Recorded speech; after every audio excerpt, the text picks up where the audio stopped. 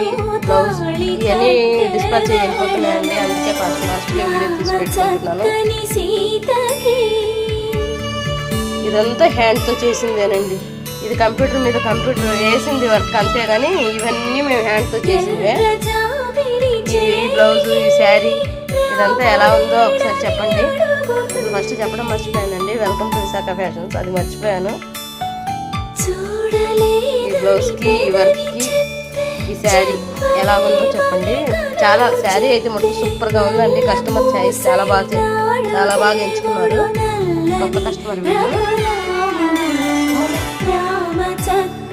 ఇదిగోండి శారీ అయితే ఇలాగుంది.